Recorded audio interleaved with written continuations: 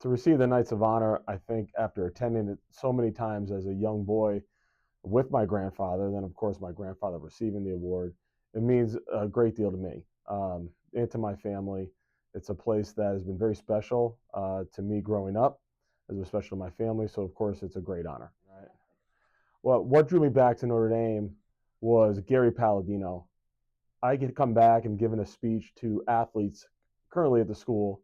And the next day, Coach Palladino called up, and I think Ralph Proto was involved, and asked me if I would be interested in coming back and coaching the freshman basketball team. And when I asked them what would I do for work, because it wouldn't fit into a schedule in New York City, they said, well, you could be a permanent substitute teacher.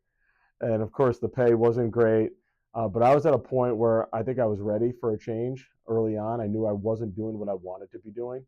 And so that opportunity, thanks to my wife, Melissa, agreeing to it, was the beginning of my career at $65 a day as a substitute teacher at Notre Dame. But having the opportunity to work at Notre Dame and build my life around the school in many ways and really be an extension of my family to now officially welcome my family into the school and my son Robert and my daughter, which we did not expect to have that opportunity, is really a blessing. I took over 12 years ago. Well, it starts with Gary Palladino. He had already built such a great foundation to the program. And, how was I going to be different? And I don't know if I'm different in so many ways, but I do know when I sat down with my staff, we said we've got to identify the core values we want to address with the team, and those being attitude, work ethic, and being unselfish. And I think that at the end of the day, when you focus on just simple things like that, you're able to get away from shots being made or missed or a kid with a turnover. We just focus on those three things. In our program at this point, I cannot think of a player who doesn't embody those three traits to the highest level in our program right now. And I think that's why we've been very successful. The most rewarding part, and maybe the most rewarding part about for coaching, is the relationships that I've built with my players. Not only while they're here at Notre Dame, but after they've graduated, so many of them have become friends. Now I have two that are on staff, which is crazy in such a short amount of time. Trayvon Setzer-Smith, who played at Manhattanville, and Jelani White, who played at Canisius and Penn State. But to have these guys come back and have these relationships with them, but all my players, we text, we get together for golf and do things like that. So I think that's why I got into coaching.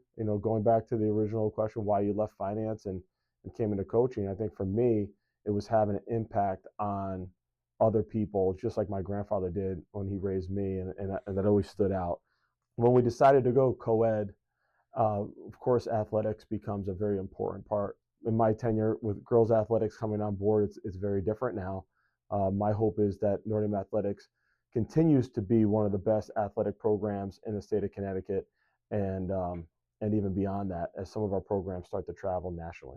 And so when I hire coaches, the one thing I tell them is, please understand our culture. Don't come here to exist. Come here to be excellent.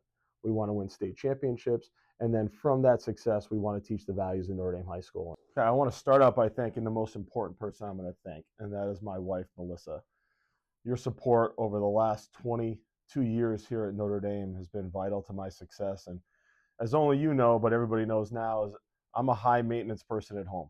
And you run everything and get everybody where they need to be and always keep me level. And I couldn't appreciate you more.